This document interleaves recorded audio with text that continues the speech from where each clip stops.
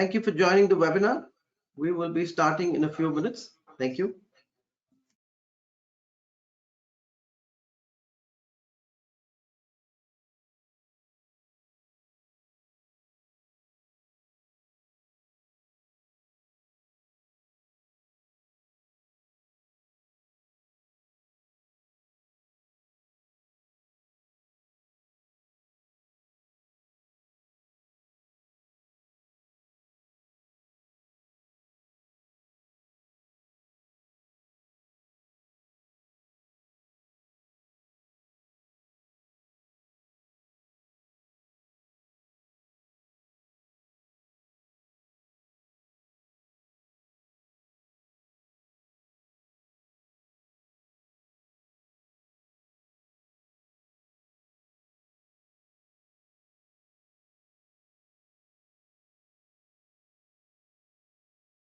Thank you for joining the webinar.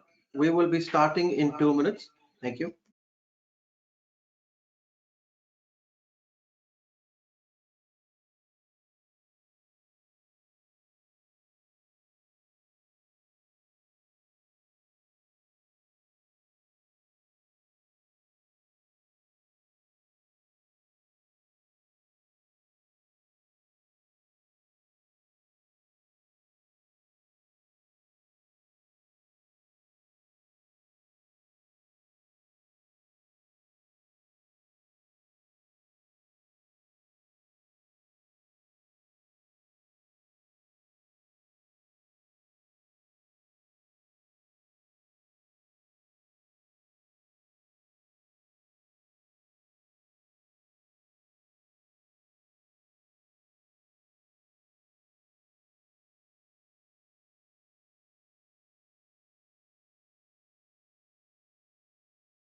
Thank you for joining the webinar. We will be starting in a minute.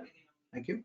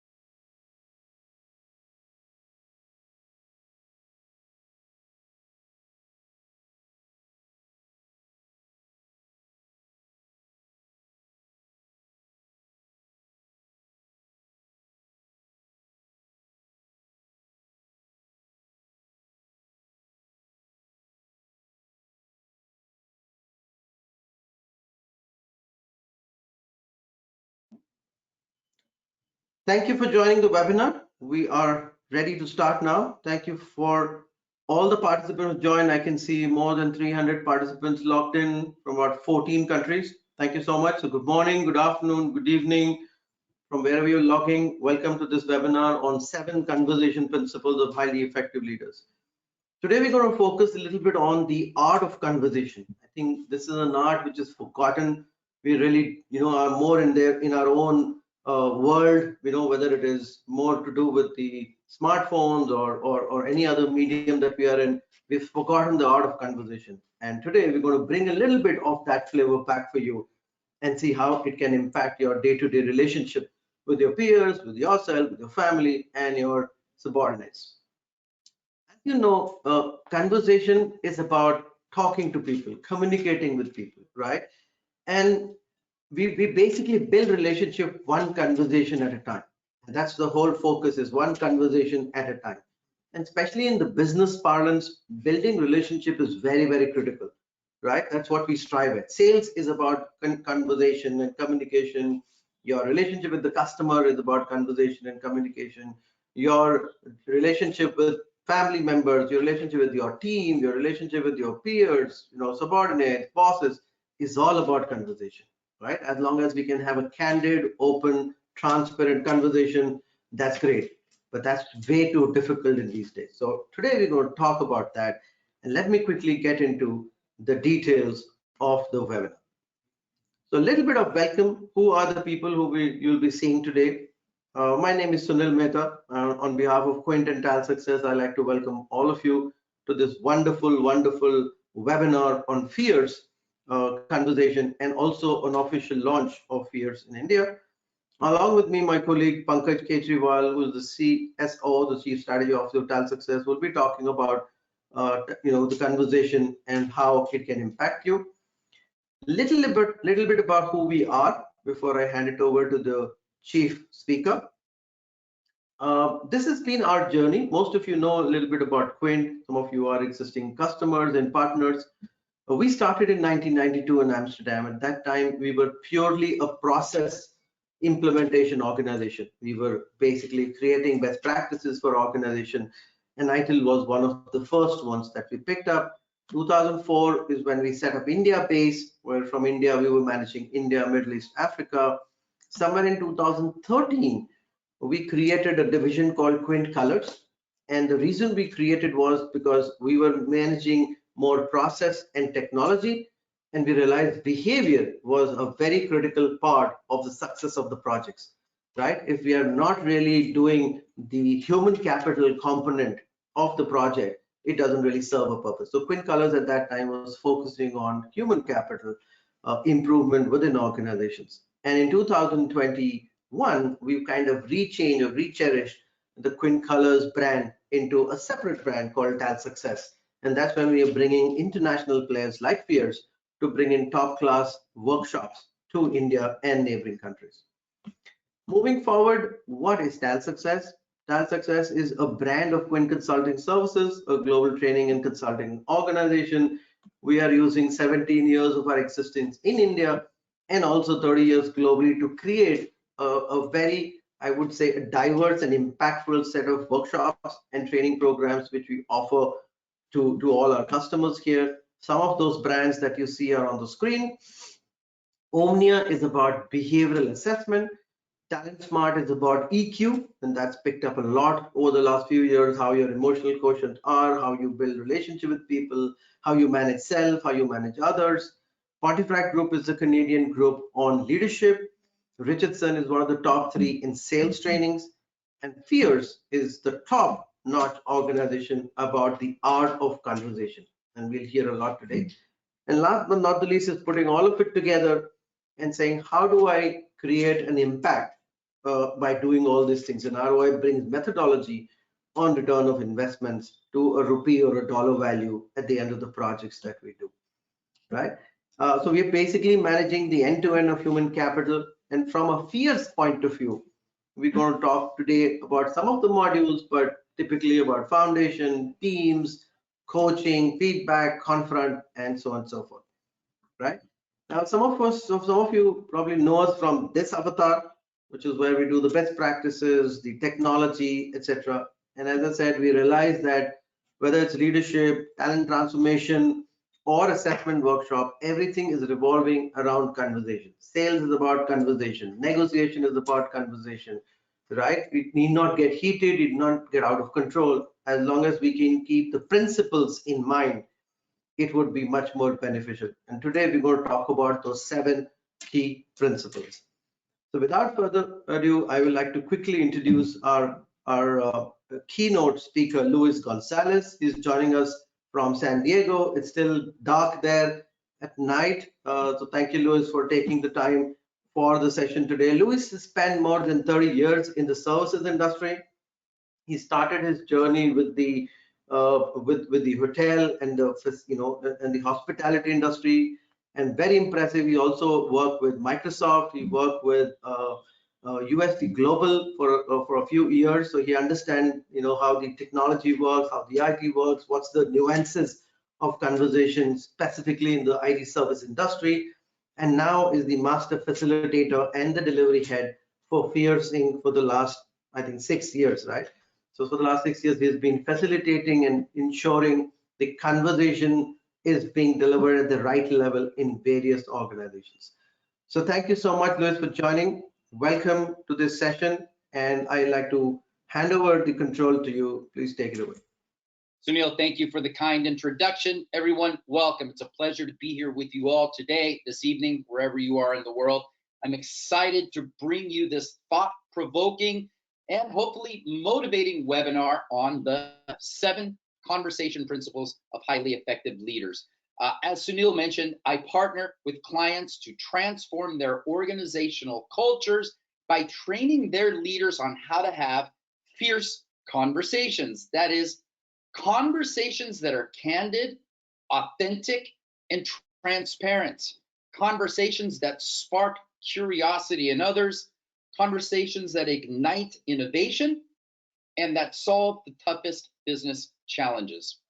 So here's what we're going to discuss today. First of all, I'm going to share with you what we mean by a fierce conversation. What is a fierce conversation? How do we define a fierce conversation?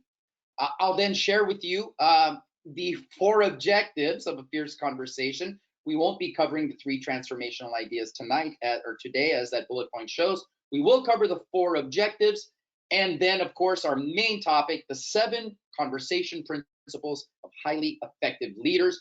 These are the tools that you will be able to use immediately after this workshop to immediately improve your results, both personal and professional, through improved conversations, the art of conversation, as Sunil called it, effective conversations.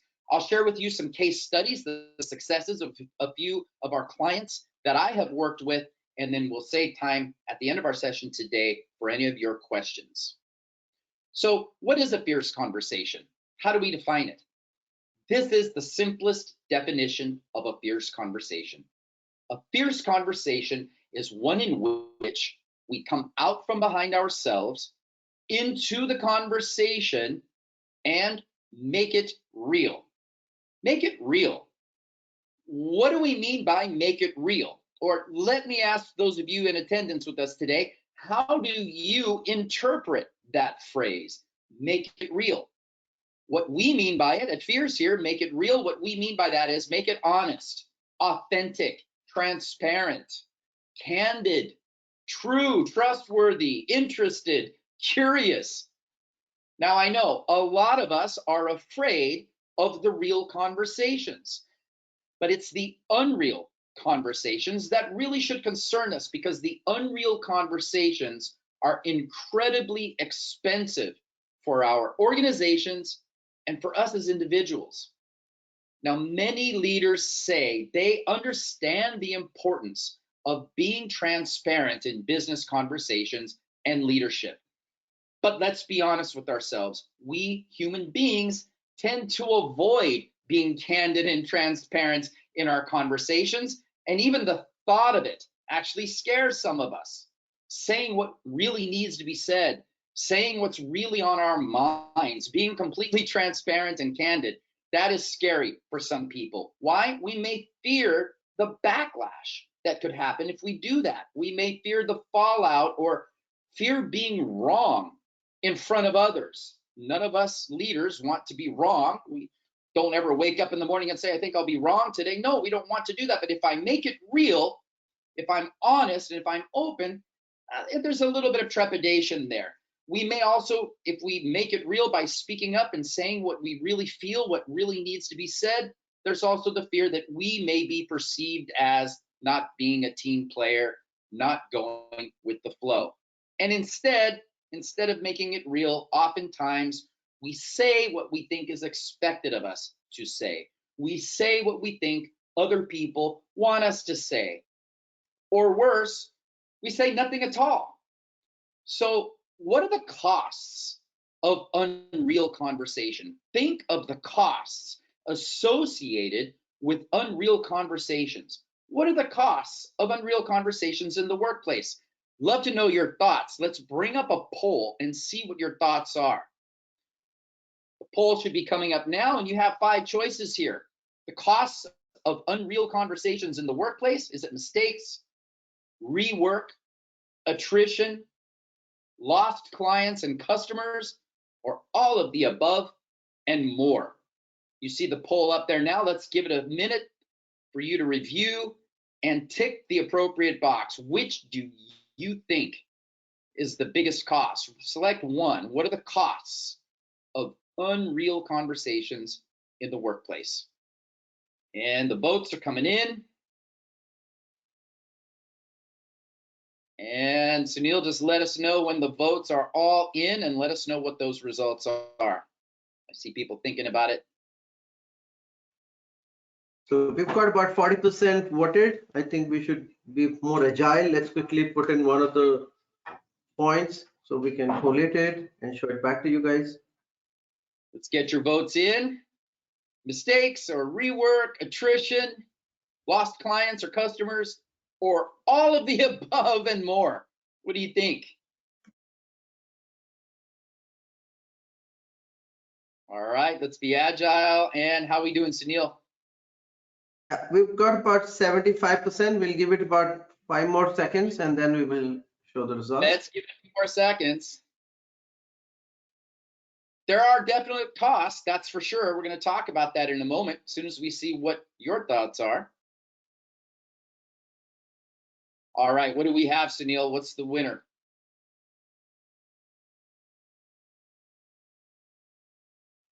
Do we have the tally for those votes? Yeah, give us some minute. It's just getting related. Sure. Sure. And there we have it. All of the above and more. Yeah, okay. That's what I was hoping we would get. They're all correct. Yes, all of them are correct. And all of the above and more is probably the most correct. Look, unreal conversations are incredibly costly. They cost us time. They cost us effort.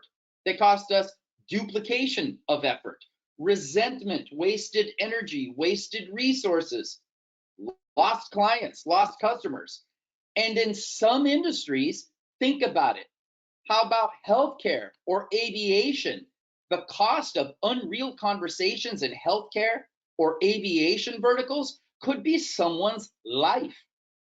So at the end of the day, unreal conversations are costly. They leave us feeling confused, perhaps unheard, and they definitely can erode trust. So the outcomes of unreal conversations are far less than ideal.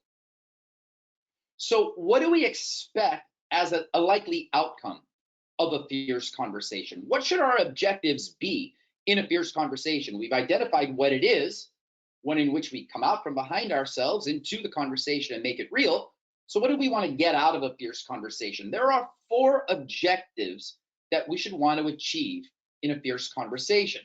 The first is interrogate reality. Now think about it. No plan survives its collision with reality, and reality has a habit of changing. If any of us were alive and awake on the planet in the last 2 years, that should really resonate with us. Reality changed for us globally in a big way about 2 years ago with this pandemic, right? So again, no plan. Any plans that we made in 2020 were completely shifted due to the shifting reality of life, if you will. And that's seriously, when that happens, it seriously complicates our fantasies about how things were supposed to go. And to make things even a little more complicated, my reality or my perspective might be quite different from your reality or how you see things. So only by interrogating reality in a conversation can we really get a complete picture from all relevant perspectives that'll help us make the best decisions. Now, if you're getting nervous because of the word interrogate, calm down. It's interrogate reality, not the person. Get curious in the conversations. Interrogate how another person sees things, what their perspectives are, how they came to their conclusions, etc. And by the way, interrogate your own reality in conversations. What's the purpose of you joining the conversation? What do you want to get out of the conversation? When we interrogate realities in the conversations, we provoke learning. That is the second objective. Learning is provoked. I now see how you, for example, see the situation. You see how I see the situation. How did that happen? Because we interrogated each other's reality. Aha, learning has been provoked. Whose learning are we talking about here? Everyone's learning, everyone in the conversation. This provoking of learning, the learning happens when we share what it looks like from our perspective and we find out what it looks like from the other person's perspective. That leads us to the third objective of a fierce conversation, which is tackle tough challenges. In the conversation itself, if a tough challenge comes up, don't avoid it. Don't avoid any tough challenges that may come up. Address them in the moment. Don't shy away. We've already, in the last few minutes, discussed the costs of unreal conversations, what to speak of missing conversations. So tackle the tough challenges that come up in the conversation as soon as they come up. Don't shy away from them. Don't change the subject.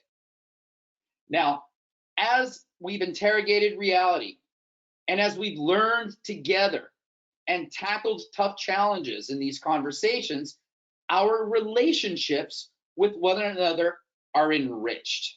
Our relationships with one another are enriched. Now, that is key to a fierce conversation, is enriching relationships.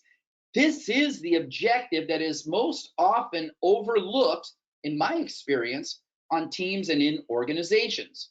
If you think about it, you can easily have the first three objectives met in any conversation: interrogating reality, provoking learning, and tackling tough challenges, and still leave people feeling devastated or hurt after those conversations. So key to this fierce conversation is enriching relationships. You heard Sunil mention earlier today in the opening the importance of relationships in business, the importance of relationships in sales with clients, customers, and organizations, salespeople, etc.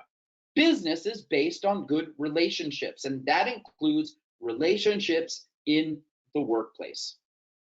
So as you think about these four objectives, which one would you say is the most overlooked in your organization?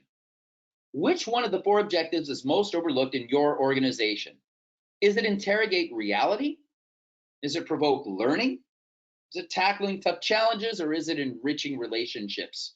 We have a poll up for you, so please tick the box that you think matches the objective you think is the most overlooked in your organization. We'll give it a minute and see what your thoughts are. Interrogate reality, or is it provoking learning, tackling tough challenges, or enriching relationships, I should say. Which one is it? See, the votes are coming in. All right. So we've got about 35% people voted. I see a lot of hands up. If you have a question, please put it in the question panel, please, so that we can respond.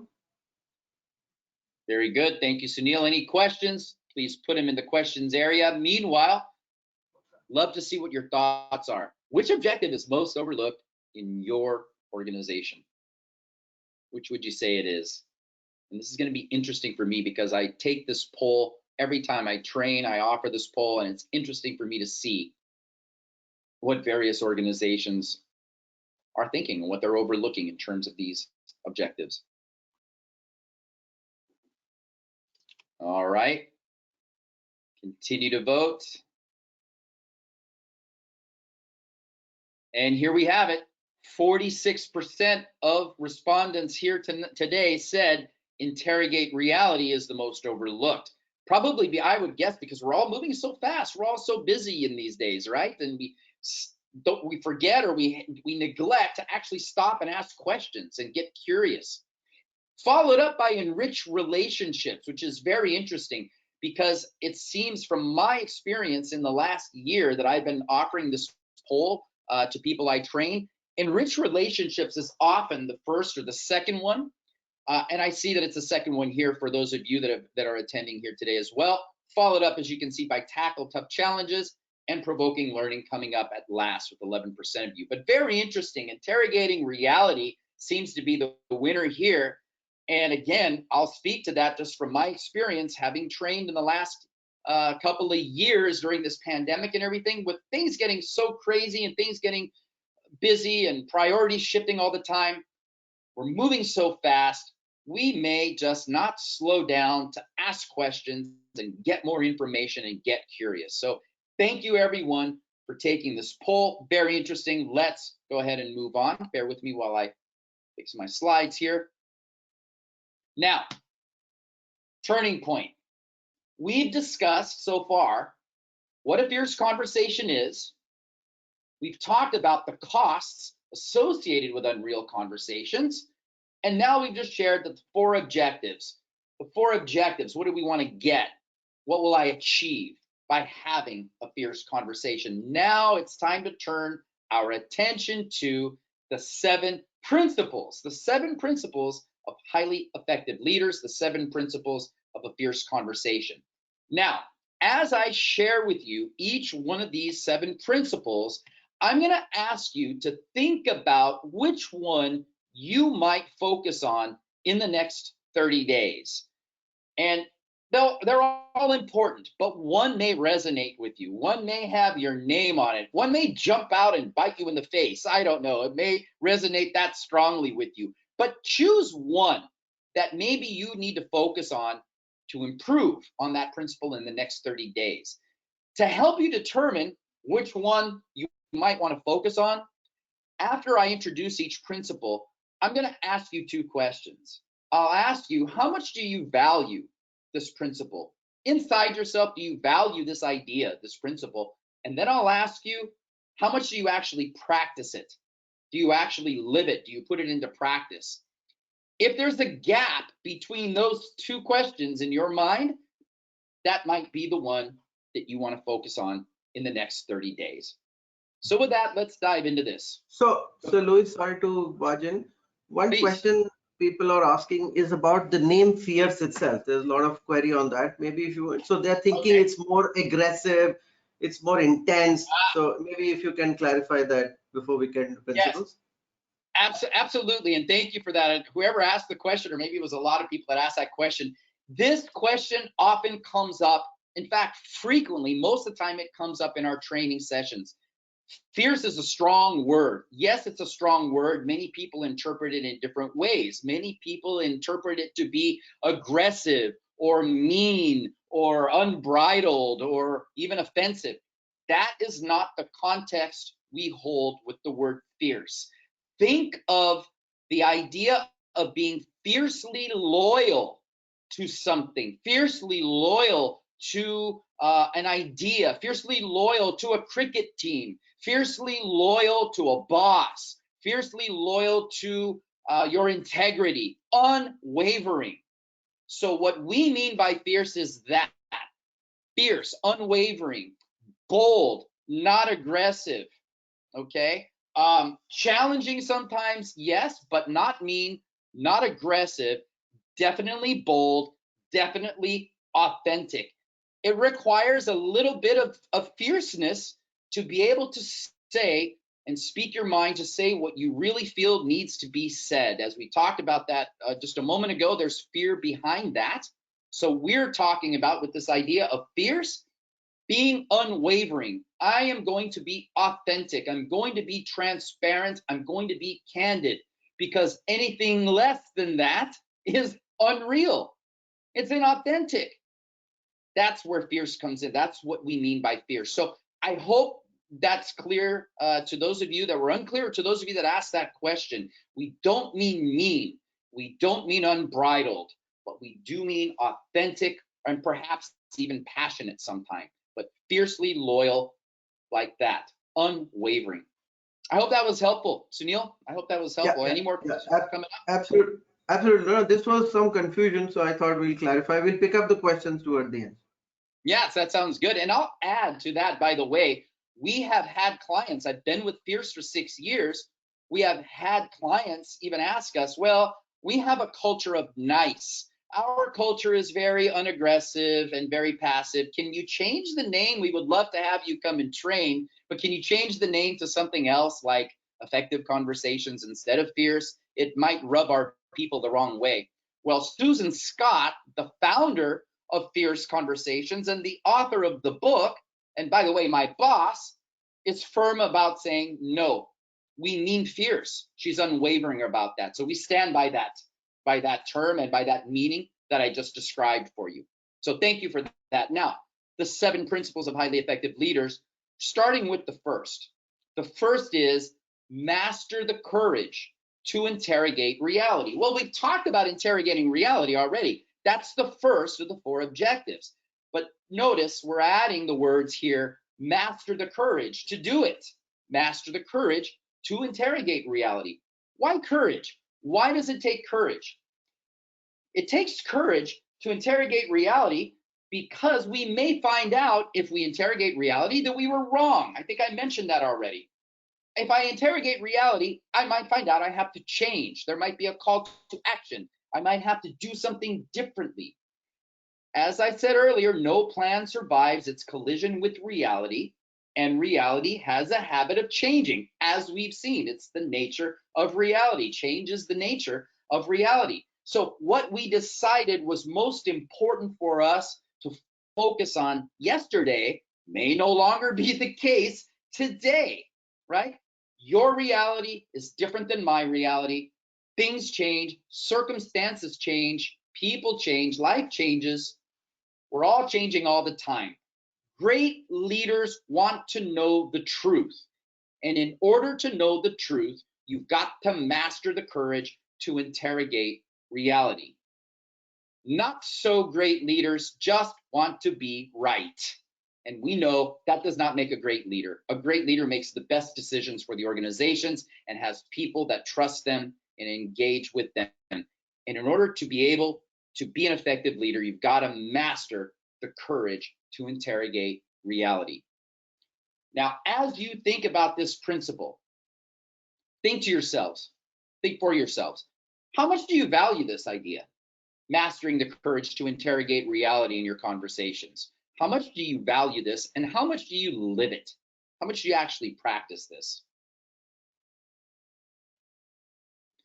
The second principle is come out from behind yourself into the conversation and make it real. This is essentially the definition of a fierce conversation. We've talked about making the conversation real. We've talked about the costs of unreal conversations. So what do we mean by this term, come out from behind yourself? Well, think about it. Oftentimes we may put on a different face or a different mask for different situations. We mask what we really think and feel, and we wind up saying what we think the situation calls for us to say.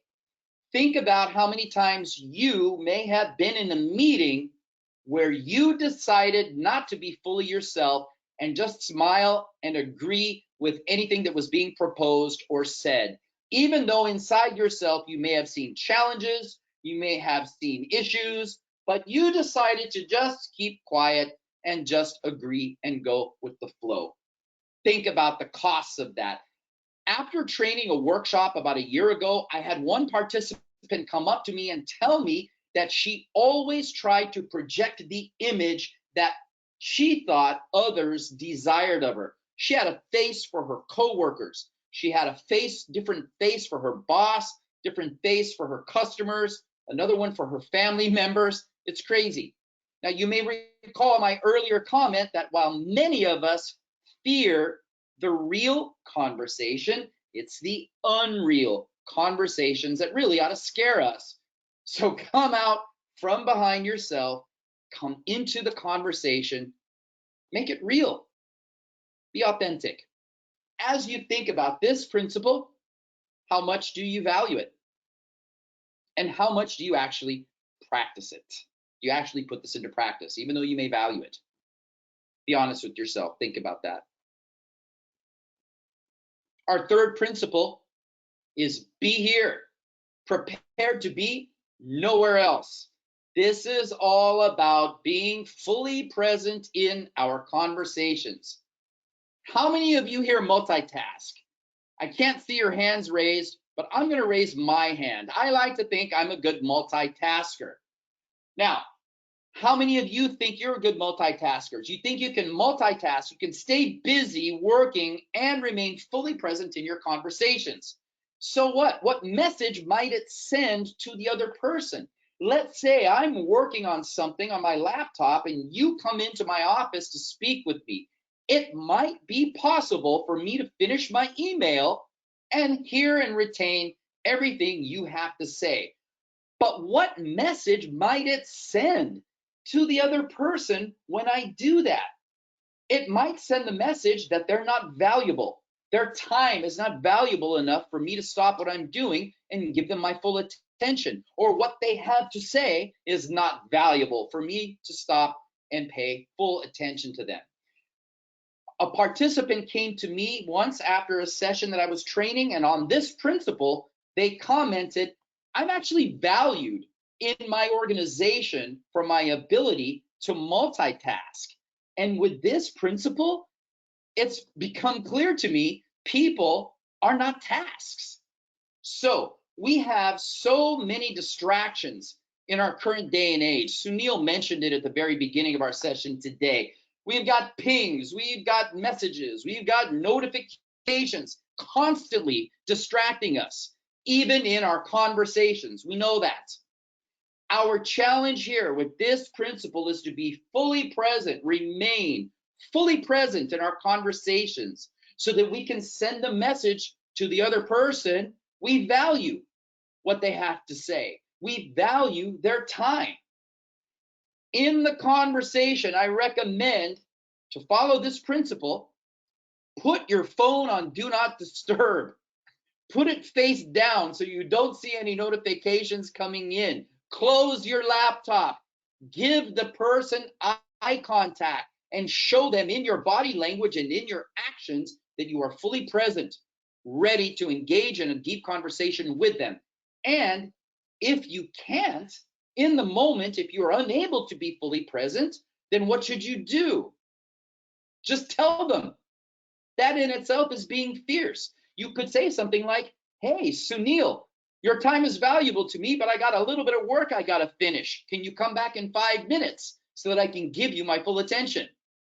That's all we're talking about here. Be here, prepared to be nowhere else in your conversations. Now think to yourselves, think for yourselves, how much do you value this principle? How much do you actually practice it? How much do you live it? Our fourth principle of highly effective leaders: tackle your toughest challenge today. This is the third objective, if you'll remember, of a fierce conversation. Tackle tough challenges. We're adding the word today. How many of you procrastinate when it comes to difficult conversations? I'm raising my hand. I've been guilty of it as well. None of us like to engage in difficult or challenging conversations, right? But when we identify and confront the real obstacles in our path and we tackle those tough challenges and we stay current with everyone on our teams and the people around us, we free up energy, we travel lighter, and we're able to focus on more important things in our work and even deliver with a higher quality. Now, check this out. Research has shown and proven that when we human beings are faced with tough challenges and we don't address those tough challenges in conversations, they remain in our brains. They take up space in our brains, and we human beings continue to problem solve even when we're sleeping.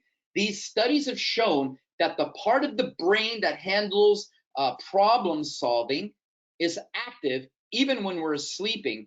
When we haven't tackled those toughest challenges, haven't brought up those tough challenges or addressed them in conversations. So don't procrastinate addressing those tough challenges. Don't procrastinate having those difficult conversations that we know sometimes we need to have with people. Sometimes we need to have them. Don't shy away from them. Again, we've talked about the costs, the risks of inauthentic conversations. So as you think about this principle, tackle your toughest challenge today, how much do you value this? How much do you actually live it? How much do you practice it? Our fifth principle: obey your instincts. Now, I'm using the word instincts. At Fierce, we use the word instincts. You may use another word. You may call it your heart, your gut, that little voice, the universe, whatever you want to call it. We'll use the word instincts. We're talking about the same thing here. We all have that information agent inside us sending us messages all day long. Listen to it. Listen to your gut. Listen to your heart. Listen to your instinct. There's something there. So what I mean by that is, in the conversation, if your instinct tells you there's more to the story here, you better ask more questions. There's more information needed here. Ask more questions. There's something being said between the lines here. You might want to ask some more questions and get some more information here. I would do that if my instinct was telling me that. On the other hand, if in a conversation, my instinct tells me, stop asking questions for a moment, let that person think about what was just said, let them come up with a response, let them process that new information, don't ask more questions for the moment, I would obey that instinct. Think about how many times in the past you may have told yourself, you may have said to yourself, I knew I should have said something. So obey your instincts in the conversation. Tune in to your instincts, what it's telling you about what's going on in the conversation. Pay attention to that. There's something there. Now, as you think about this, reflect on how much do you value this principle? How much do you practice it? Principle number 6 is take responsibility for your emotional wake. A wake is the ripple effect that a boat leaves behind as it's traveling in the water. Each of us leaves a wake after our conversations are over. That's how we leave people feeling after our conversations. Our wake could be an afterglow. I have worked for leaders that were so gifted in their conversations, they left an afterglow, even when they're delivering hard messages. I aspire to be like them. I have been known to leave an aftertaste. Let's admit it, right? I've also worked for leaders that have left an aftermath, disasters, right? Think back to a comment a leader made to you in the past that was upsetting to you. Now think back to a conversation you may have had with a colleague or a direct report. Do you know your emotional weight? Do you know the impact of your message or your words? Now, let's admit there are times where we have a difficult message to deliver. The key is learning how to deliver the message without a big tidal wave, without a big emotional wake. The leader who can most accurately describe reality without blaming or causing a big emotional upset with others on the team will emerge as the real leader, whether they have a title or designation of leader or not. So take responsibility for your emotional wake in your conversations. How much do you value this? How much do you practice this? And finally, number 7, principle number 7, let silence do the heavy lifting. Science has shown that for people to make new connections in their brain during conversations, they need silence. Silence is a tool that you can use to take the conversation to a deeper level and allow all parties in the conversation to process new information and reach new insights. The problem is we're moving so fast these days, we don't allow for that silence. Everyone's talking fast, interrupting people. Oftentimes it's the person who speaks the quickest that is deemed being the brightest, and we know that's not always the case. When there is no space between words in a conversation, when there's no silence to think through, we can only skim the surface of the conversation. And fierce conversations require we go deep. Silence will be the tool to allow you to take that conversation to a deeper level. Now, if you are uncomfortable with a long period of silence, many people are, get comfortable with it. When in a conversation you've allowed for silence, and you think an eternity has passed, it's probably only been like 15 seconds. Give it 5 more seconds. Allow for that silence to allow all the parties to process, as we said, new information, reach new insights, etc. Let silence do the heavy lifting in your conversations. How much do you value this principle? How much do you live it? Now, we've just covered the 7 principles. Which one has your name on it? Which one are you going to focus on in the next 30 days?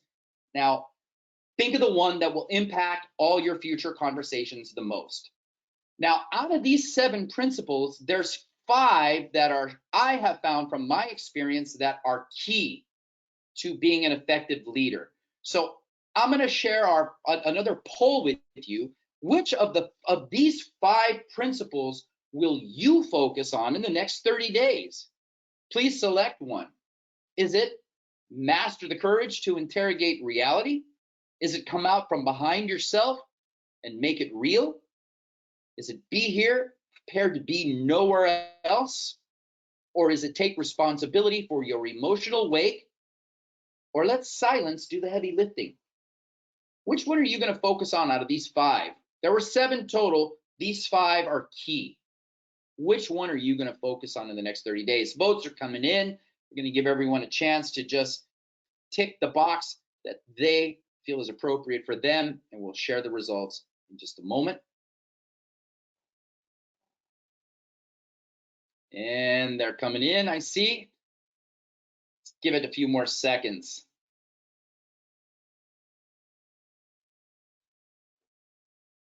How are we doing, Sunil? We are up, what, 60%? So again, okay.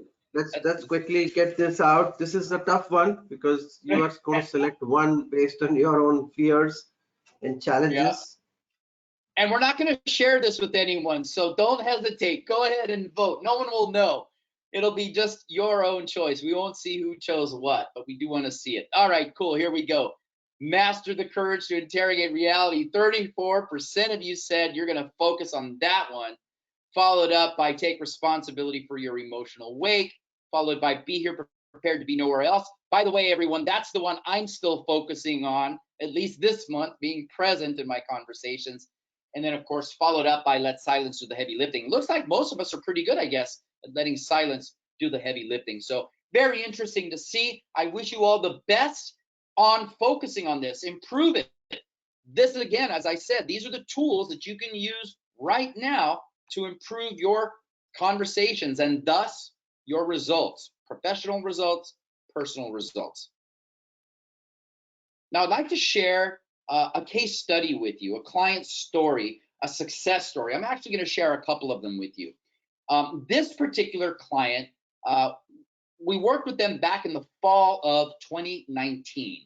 And this client had their employees take a Gallup survey to find out how happy they were within the organization.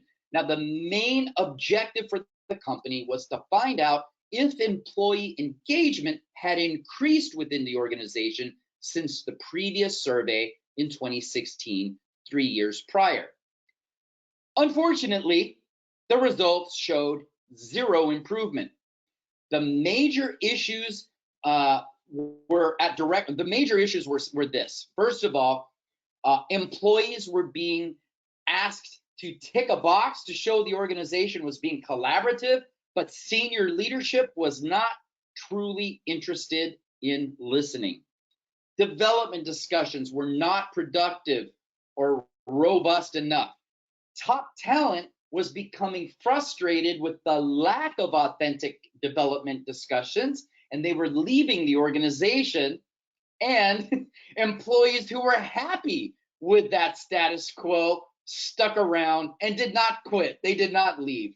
Not a good scenario to have, right? So what was a disheartening conclusion from the survey turned out to be a blessing in disguise that couldn't have been timed better for this organization. Around the same time the employees were taking that survey, several other employees had recently attended Fierce Conversations workshop courses in New York, And in particular, they had attended Fierce Feedback, our Fierce Feedback workshop.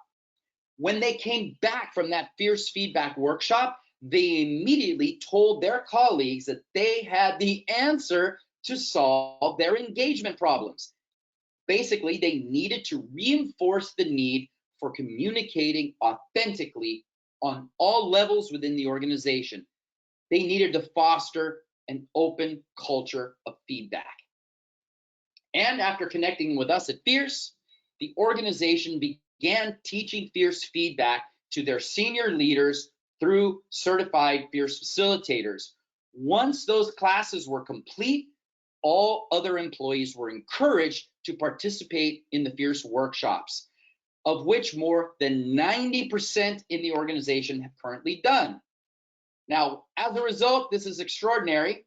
Our clients said they could see a shift in how employees viewed feedback. They were confident asking for feedback, and they felt more empowered within the organization to offer feedback to others, thus creating a culture of open feedback in their organization.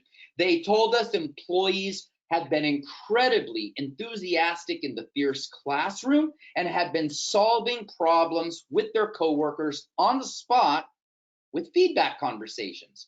And as a result, morale has improved vastly within the company. Employees have been reporting back that they have been practicing Fierce Feedback. What did they see as another result? More results here. $300,000 revenue increase in 1 year. Yearly revenue increased over $300,000. Employee engagement improved measurably. Individual effectiveness scores increased company-wide, and there was coaching scores were improved by 23%. That's one client. I'll share one other client story with you now. This particular client, in their organization, an essential element was missing, and that was trust. Now, while the staff were enthusiastic, they showed potential, there was a lack of trust that was evident at all levels between direct reports and managers, and between managers and senior leaders, between senior leaders and individual contributors, and among all the colleagues. Lack of trust meant employees were not forthcoming with information. They were not open in collaboration or candid during confrontation. There were no shared language or tools that existed, and there was no common approach to problem solving or decision making. There was no collective commitment to the future success of the organization. Fierce conversation workshops and the conversation models provided those leaders with practical tools to conduct effective team building, coaching, delegation, and confrontation conversations with their 700 and plus employees in 10 locations across that large city where they were located. They progressed. This was a housing service company, which I will not name, but they progressed from a 0-star housing service to the top number of stars they could get, which is 3 stars, highest ranking. They have improved more than 16,000 homes and achieved success at national and local levels with 83% customer satisfaction scores. Staff engagement is on the rise, trust has increased, and managers are more confident in themselves and others. I'm going to check in with Sunil on time. Sunil, do we have time for one more? Yes, Louis, we can take one more quickly. Okay, great. There are lots of questions coming in, so maybe we can take just one more and move to questions. All right, sounds good. So this particular client, I can name because they've given me permission to name them. It's Christus Health, Christus, Christus Health. They are an international Roman Catholic, not-for-profit health and hospital system comprised of about 350 services and facilities operating in the United States, Mexico, Chile, and Colombia. They have more than 60 hospitals and long-term care facilities, 175 clinics, outpatient centers, etc., in all those companies I mentioned. Their executives felt that the organization had fallen into a trap that many organizations faced. They had developed a culture of being nice, too nice. And associates at all levels were mistaking their value. It's a Christian, a Catholic organization. Employees were mistaking the value of compassion with avoiding difficult conversations and giving constructive feedback. In other words, they were so nice and so compassionate, they avoided the necessary conversations, the ones that needed to be had, difficult conversations and feedback conversations, right? So what was the solution? Increase employee engagement and collaboration through company-wide training and creating a common language with fierce workshops, including coaching, feedback, accountability, and confrontation. They saw a 36% increase in promotion rate and an 81% retention rate and a 73% improvement in targeted competencies that arose from these feedback conversations, the fierce feedback training.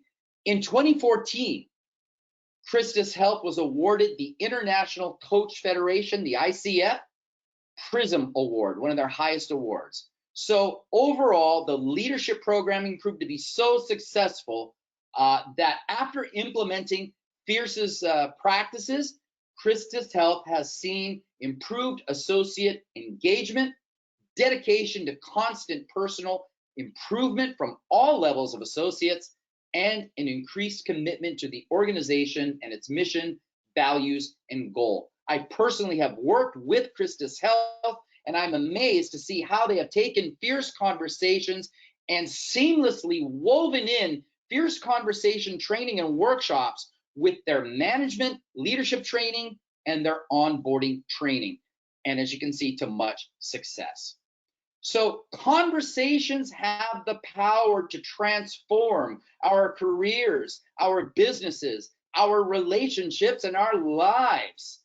So if conversations are that important, it's time to start engaging in them more effectively. It's time to start inviting fierce conversations, because while no single conversation is guaranteed to change the trajectory of a career, a company, a relationship, or a life, any single conversation can. Any single conversation has the potential to move those things. So with that, I'm going to offer us now, I'm going to open it up for questions and answer, I think, or I'm going to hand over the microphone to Sunil. Yeah, thank you, Louis. I want to request Pankaj to handle the next two slides. One is the special offer, and then the list of questions that he already has. So, if Louis, you can move to the next slide, please. Thanks, Sunil. Thanks, Louis. I think it's a very thought-provoking webinar. At least I liked, like, when I reflect with whom I had the best relationships, whether personal or professionally, the one with whom I had most authentic and most direct conversations. And I think some of the principles of fierce conversations come very handy when you want to establish such a long-lasting relationships. Before I jump into the Q&A, I think we have an offer from Louis that those who have registered for this webinar and those who have attended this webinar, they will get a foundation course to be delivered. Louis has volunteered to deliver this course absolutely as a pro bono for the people who joined this webinar. So we'll send you the link. Neha from our marketing team will send them a link. Coming back to the Q&A, I think the first question is which I think I've got many times from the participants. To address to Louis. Louis, when we interrogate reality and when we talk and have a tough conversation, especially with our supervisors, sometimes it doesn't go the way it should be. How do we tackle those kind of questions? So in other words, it doesn't go the way it should be. In other words, we don't get the result that we thought we wanted to get. Maybe we got pushback, perhaps, trying to keep it real, trying to be authentic. Is that what the question is getting at? Yes, absolutely. We also have our own internal fears. how do we manage our internal fears, and how do we have these kind of conversation without upsetting anyone? Because sometimes Yeah. when we have, so one is the fears, and second is how do we do that without upsetting other person? Well, let me take the last question first. How do we do it without upsetting the person? Well, the way I have seen it work, the way I train it, and the way I've experienced is I go into the conversation, say it's with a leader. Maybe I want to give a leader feedback, for example, or maybe a leader has proposed a new idea or a process, and I see issues or I see gaps or challenges, and I want to speak up about it, but I'm afraid that leader is going to retaliate or the leader won't take it the positive way. How I've seen it work and what I recommend to be done is realize, first of all, that there may be more to the story than we're aware of. There might be more pieces to the puzzle, shall we say, that we're not aware of. So if you can admit that going into the conversation first, it allows that space for a mistake, I guess you could say. So for example, Pankaj, let's say you're my boss and I need to give you feedback. Maybe you have an idea that I don't think is going to work, or there's some challenges I see. I would start the conversation by saying something like, hey, Pankaj, there may be more to the story here that I'm aware of, but from what I do see, from what I do know, based on what you told us with your new idea or new process, I see some challenges. I see some breakdowns, or I see some issues, and I'm only thinking of the good of the organization as I'm bringing this up because I want us to prevent those issues or those challenges. And again, I know there may be more factors here that I'm not aware of, but from what I am aware of, from what I do see, I see some challenges. Can we talk about that?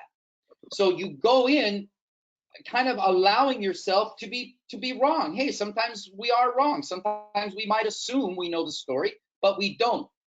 That should not prevent us from speaking up. Okay. So that's addressing the second part of the question. How do we engage in a fierce conversation, perhaps with leaders or perhaps even with colleagues, when we don't think it's going to be received in the right way? Now, I think the first part of the first question was, what about our own internal fears about speaking up?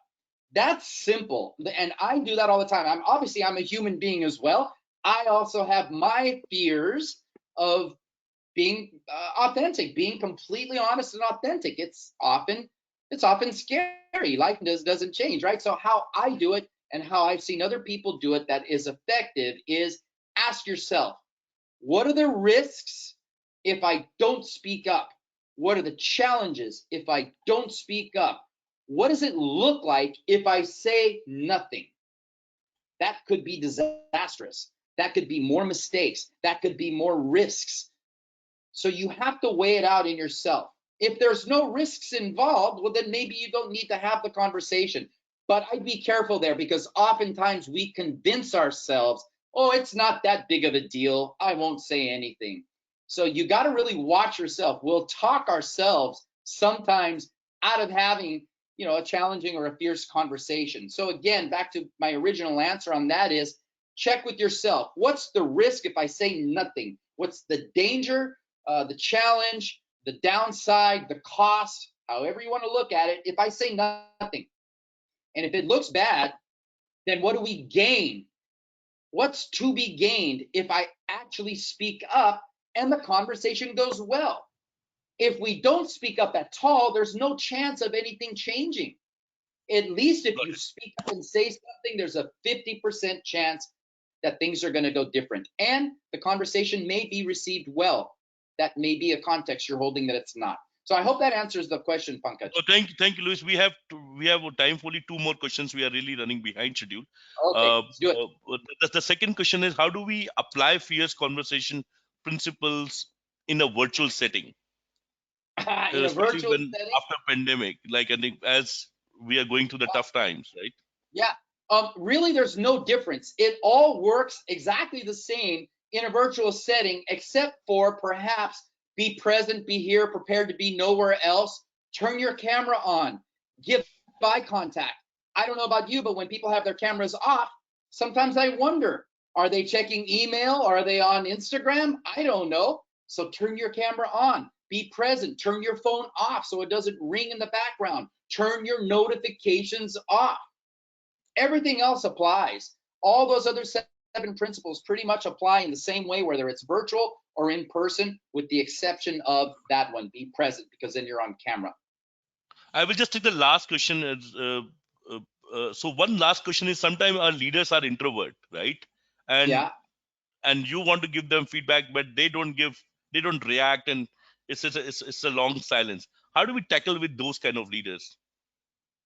Get curious and ask them, engage them, ask them a question, something simple as, what are your thoughts? How do you see this? Have you received feedback like this before? I'd love to know how you see this. Please help me see what I'm not seeing. Am I off the mark in offering you this feedback? It is all about curiosity. Ask the question and let silence do the heavy lifting. Hey, boss, how do you see this feedback? I'd love to know your thoughts. What's your perspective? And then sit back, let silence do the heavy lifting. Hopefully they'll say something. If there's crickets after 1 minute and you've let that silence do the heavy lifting and still there's nothing, I would ask another question. But at the end of the day, you cannot force anybody to have a fierce conversation, but that should not shy us away from engaging them, from starting them, initiating them.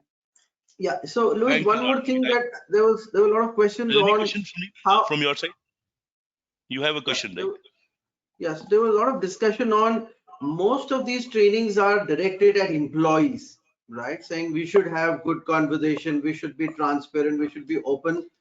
But how do we apply the same to the bosses? So my understanding was that before we get into an organization, we should map the top leaders first. If they want to build a culture of open conversation, it will not happen if they are not open, if they are not honest, they are not transparent, right? So it Yeah. will not work if we do hundreds of workshops down below, but we leave the top level +1, yeah, +2. So this was a lot of discussions around that I saw. So I think basically when we get into a cultural shift, it has to start from top down. And Luis has Absolutely. lots of examples where he worked with the top guys first, right? To understand how open, transparent, are you ready to be open? Because if you want your guys to give you open feedback, you should be ready to receive that open feedback. It doesn't work Right. one way, right? If That's somebody is actually confronting you, yeah, if somebody is giving you open feedback, you should have the capability, and also, your EQ levels and your behavior should be in such a way that you don't take it negatively. Yeah, so I think that answers a lot of other points that we were openly discussing. So I think thanks a lot, Luis. Yeah, you have any more point to add here? Just real quick to what Sunil was mentioning, in my 6 years, I have seen it where people will bring fierce training and train the associates, and the leaders just tick the box. You will not change the culture. It starts at the top. The leaders have to model it, they have to show it and be open to it, and that's how it starts. So yes, to your point, Sunil, absolutely. That's a great point, Luis. Thanks a lot for all the people who have joined. Thanks, Luis, for taking this in the middle of your night. Yes. Again, we have this people who have joined this. They will receive a link from our marketing team for a session by Luis, a foundation session Luis is willing to offer for the people who have joined this webinar. Thanks once again for joining this webinar. Thanks a lot. Thank you, everyone. Thank you. Take care. Bye-bye. Bye.